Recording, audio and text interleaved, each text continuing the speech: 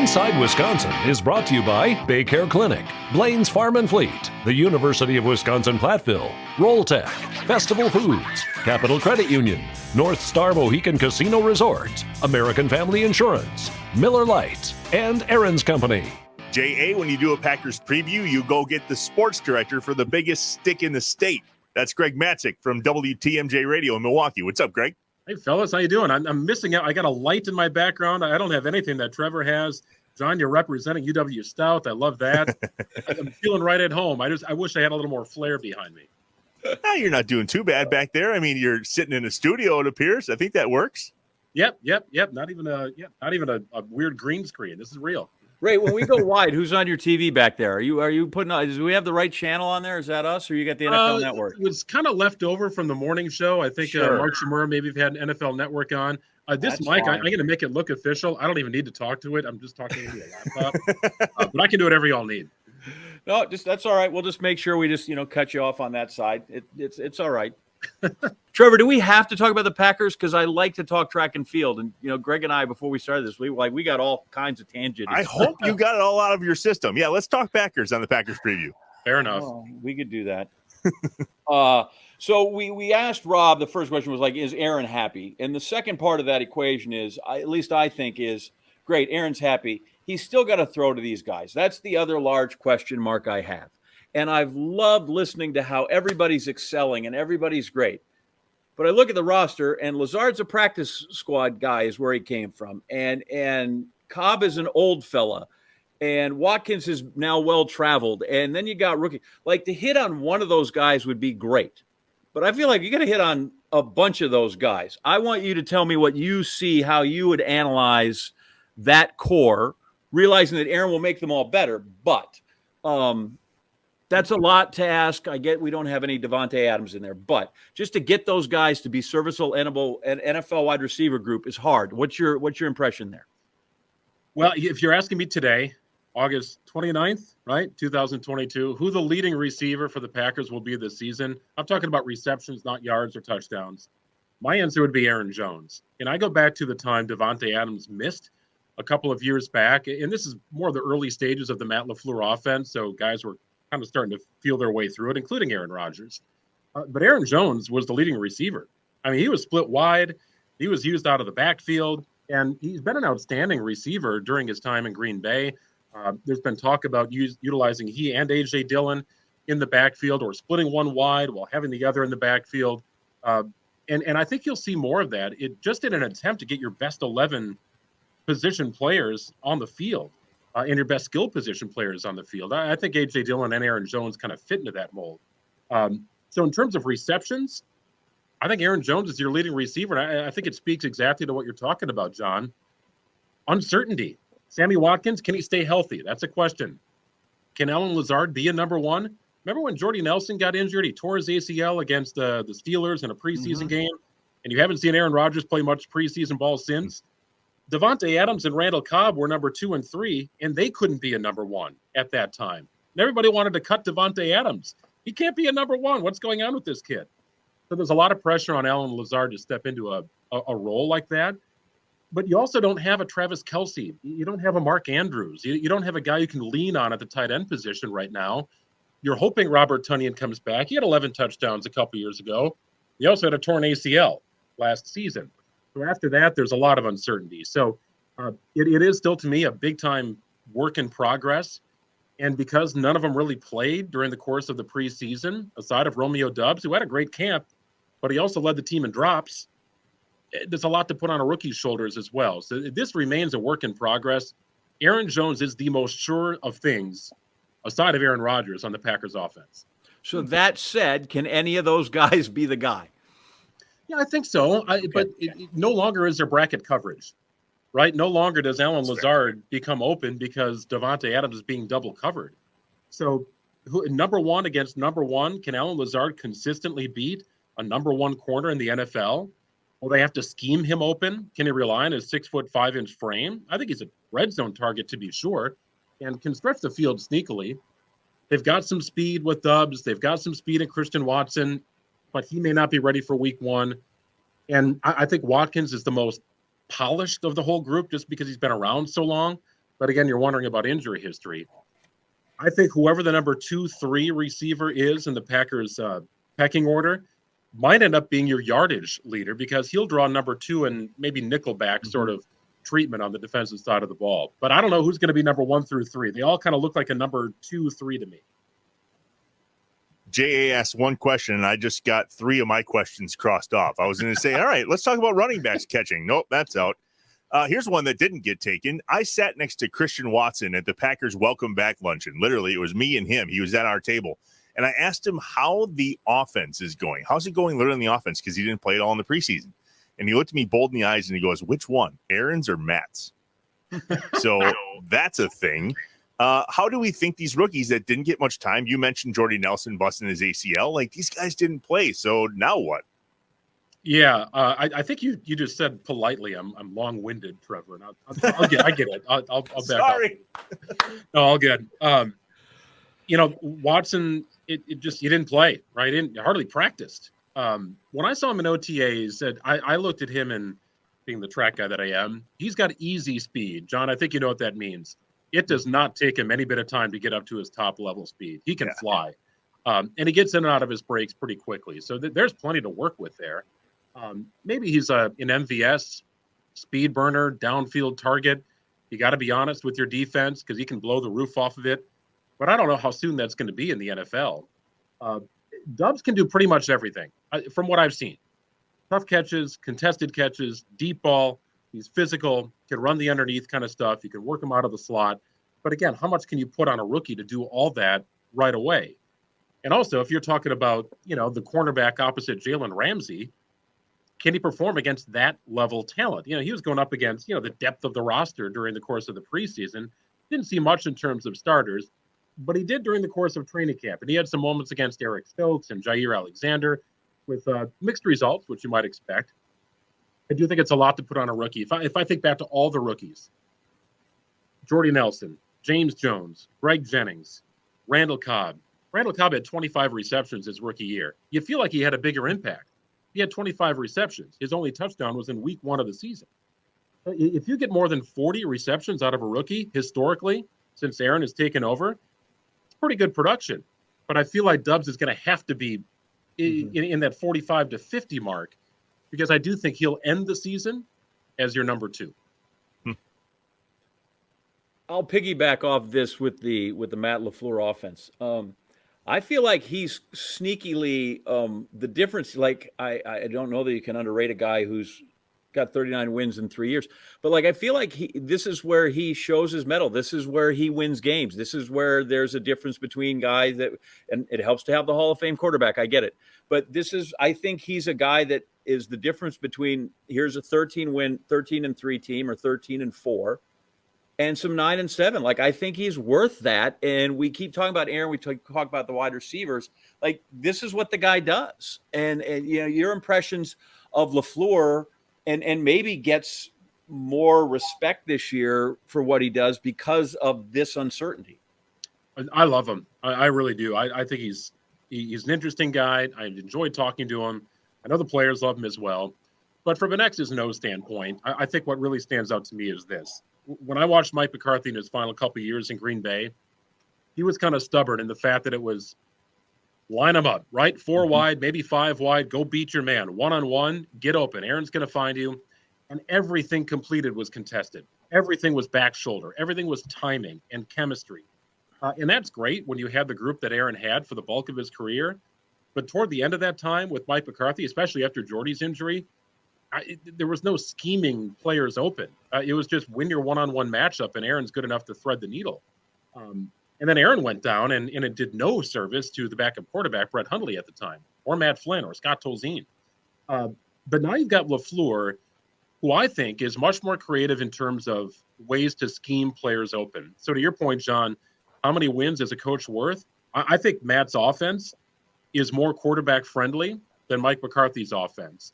Because I think Matt LaFleur's offense is easier to execute with a lesser quarterback. And Aaron Rodgers is, among the cream of the crop. So, he'll find ways to get guys open. So do you need to have that 2 yards of separation, what Aaron Rodgers would call college open instead of pro open? There's a difference there. I believe in the scheme, and I think you'll see more of that on display because I think Aaron's going to have to lean on the scheme maybe a little more because he won't just trust that, hey, Devontae's going to go get it. I'll just put it out there. Devontae's going to go get it. That will take some time with the group he has. I read something after Devontae was no longer here. Somebody said, well, who's Aaron going to force it to in the playoffs now? Wow. That happened a time or two. It did, all right? We've all seen it, right? You know, the widescreen, the all-22, and you see Alan Lazard kind of waving his hands, running across the middle of the field, and you see two guys on Adams and the ball going his direction in that game against the Niners. So I think you're right. You're spot on, Trevor. But can I interject here on Davante Adams? I don't know that there's anybody that's left town or left a team that handled it better, handled it more classily, was praiseworthy organization and said, this is where I would like to go. Never aired it out in the media, never made it a thing. Like I have as much respect for that guy leaving town as I did him playing in town. Well, he was basically on a 1-year deal 2 years in a row, and he balled out. Right? Mm-hmm. I mean, he gets injured, and it's a total. He bet on himself that he could get through it and put up the numbers that he's capable of putting up, and knock on wood, not get injured. And he did it. I mean, I think a lot of players would have kind of taken a step back and been like, look, I'm trying to get paid. And he balled out and is getting paid. Just classy the whole way. Just handled it above board. Was just, I don't know. I just feel like that's a guy that, you know, I still like to look at pictures of him and the new baby and his daughter because I just think he's a great dude. So, and have not met him, but I just think that's how you handle yourself as a professional and a decent human being. And I think he is richly rewarded and rightfully so for how he handled that. Is there anything in the division that I should be worried about? Right? Because they're always intriguing. Cousins is kind of thorn in the side, and Campbell seems exciting, but you know, I mean, what were the Lions last year at the end where we're even trying? And the Bears, I love Eberflus, but they've got a quarterback that I'm unsure. Like, I just don't know. What do you if you were to assess where they are? I still think they're the top of the division, but where do you see those other three in terms of maybe giving trouble here a couple of weeks? I mean, it's the same storyline, preseason storyline for the last 5 years. Yeah, doesn't it feel that way? Mm-hmm. Where the Vikings still have Kirk Cousins, who's not going to win playoff games. The Vikings still have Dalvin Cook, who's amazing. If he can play all 16 games, 17 games, which he's not likely to do. Justin Jefferson, I would love to see him in a Packers uniform. It didn't work out. He's still good. Adam Thielen's still good. The bread and butter used to be the defense, and I think that's where the questions start to begin with the Minnesota Vikings. The Lions play hard for Dan Campbell. That kept him in games, but it didn't lead to a lot of wins. And you've got a whole new system and new everything in Chicago and a quarterback who is, once again, learning a new system in Justin Fields. I know they're high on him. Athletically, he's incredibly gifted. I don't know if Darnell Mooney is really a number one receiver. So here's the way I would look at it, the way I would sum it up. Not that power rankings are the end-all, be-all, but if you were to create power rankings for every team in the National Football League, go find them. They're out there. Pick which one you like best. My contention is this. You will not see a bigger gap from the top team in one division and the second team in one division than you'll see in the NFC North. I think you'll see the Packers listed as a top 7 or 8 team, and I think the Vikings will check in somewhere between 17 and 22. Mm-hmm. I think that's probably the biggest gap you'll see in the NFL. So last episode, we had Pepper Burris on, and we asked him what was the difference between the Super Bowl teams from 31 to 45. He said 31, they knew they were really good and expected to win. 45, they weren't so sure. What does this team need to get over the hump to join that list? Top 5 defense. Never won a Super Bowl without a top 5 defense. They've had the quarterback. They've had the prolific numbers put up by Brett Favre and Aaron Rodgers. Think about that 96 team, though. You talked about Super Bowl 31. I remember watching as a fan. I was more excited to watch the defense take the field because they had Hall of Famers and Leroy Butler and Reggie White. I mean, they were loaded. You wanted to watch that defense play. And I think it goes underappreciated from 45, but Charles Woodson, Cullen Jenkins, I mean, that defense was incredibly good.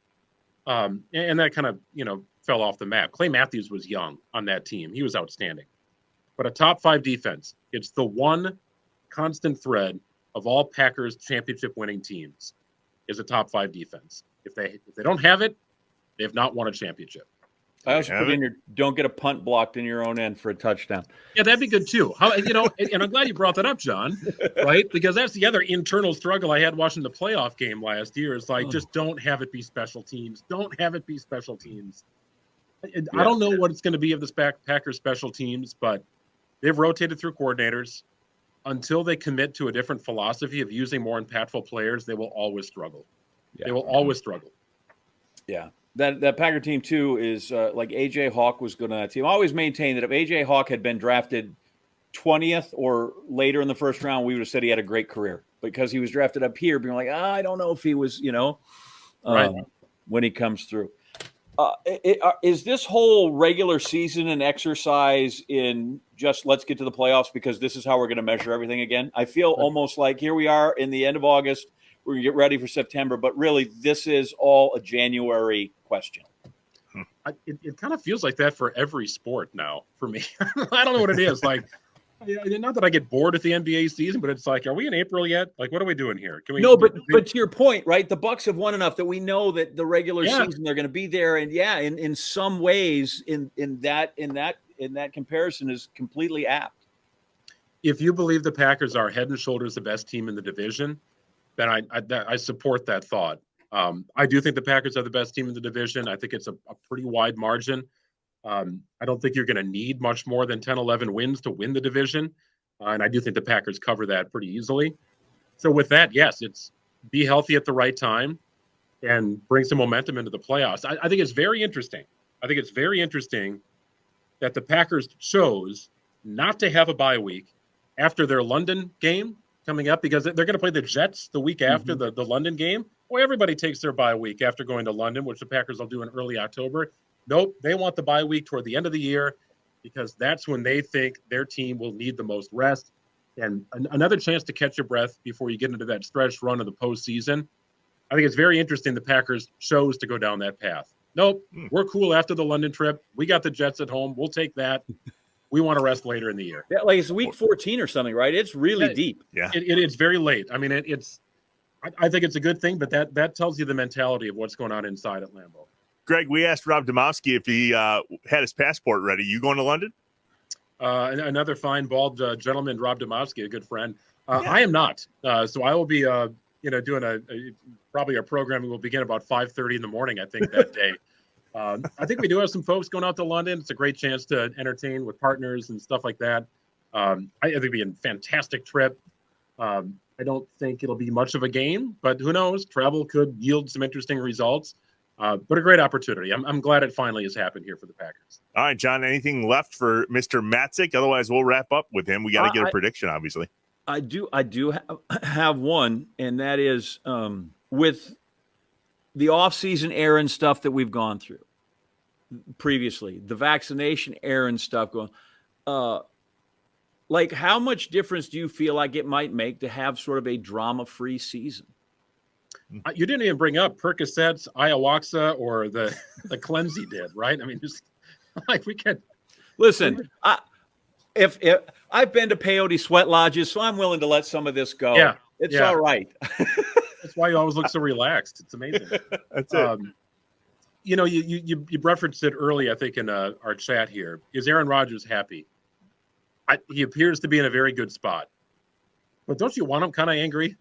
Like, don't you want him kind of irritated? Don't you want him with the chip on his shoulder a little bit? Some people need a little angst in their life to get on the edge and perform. You've probably done this, Trevor. I don't know that you have, but I've had shows where there's nothing happening. You sit around all day, and now you go to the show, and it's flat, and it's kind of And then if something happens 6 minutes before you go on, the show's great because you're kind of on edge, and you're there, and you're at your best. So that's kind of where I'm at. Like, do we need a little something in there to spice this thing up? Run the table, relax. Aaron's washed up. Now he can't get it done because Devontae's gone. There is always something that is going to be on Aaron Rodgers' shoulder, and I want it on his shoulder. Well, whatever it is, like whatever kind of – he always says he doesn't need a lot of internal motivation, and that's great. But I think he pays attention to doubters and is very eager to prove them wrong. And I think the results the last couple of years have proven that. Listen, I sit here in Connecticut, and you can see that – he's fine with the doubters, or the guy's still mad about sitting in the green room. So it's been a long time. I don't for a minute think that he is not influenced to some degree by those outside people. I don't know that you can talk as much as you want, but he has shown himself to that he is not immune to that kind of stuff. Not at all. Not at all. He's going to be good this year again, guys. I have no doubt. The numbers are still going to be there. No doubt. All right, Greg, we're going to wrap it up, man. Give us your prediction for the season.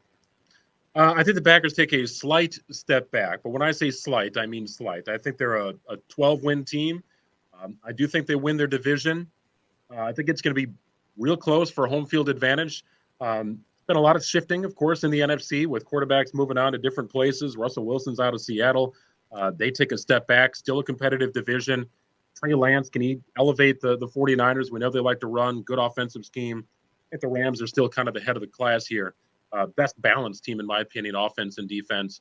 I always get enamored with the talent of the Cowboys, but talent doesn't always show up in terms of wins. Something always seems to happen there. But I do think there's a pretty good gap. I don't think there's a lot of drama in the NFC North. I think you're looking at a second place, maybe 9 wins. It's probably the Vikings, who will be a fringe playoff team. Keep an eye on the Saints. I think that's a legit team. They just missed last year. They blew the Packers out in week 1, and then it kind of went downhill and was a little rocky. But I think that's a team that is pretty dangerous. And I don't know if they're going to upset Tampa Bay. Tampa Bay's got some issues on their offensive line, but keep an eye on the Saints. For a team that was out of the playoffs last year, I think they're in this year. And that division historically flips every year. It does. It had a run there for about a decade where the last became first the next year as they went through. So, and in the end, right, how hard do you want to bet on Jameis Winston? You're like, yep, I feel like it. It could be. I like it. I like Peyton. Maybe he can go. And then in the end, you're like, but that's a guy that could throw 35 interceptions. So, right. Anyway, you're right. Excellent. Good stuff. Greg, we're going to have you back when we do our big track and field palooza. Yes. And Trevor won't be here. It'll just be you and I, and we'll get all the state greats that are here. And then the state not greats, but just the state, the people with the interest of what's going on. So appreciate it. Good stuff. Enjoy. Have a great season. And hopefully, you won't have to go 4th and 2 and your guts be going, what are we doing? It's going to happen week 1. I think we all know that. It'll happen week 1. Right. That'll last. We'll talk again on September 8th when everybody is right. in tatters. Thanks, brother. Thanks for being here. I appreciate you guys. Thank you. Inside Wisconsin is brought to you by Bay Care Clinic, Blaine's Farm and Fleet, the University of Wisconsin-Platteville, Rolltech, Festival Foods, Capital Credit Union, North Star Mohican Casino Resort, American Family Insurance, Miller Lite, and Aaron's Company.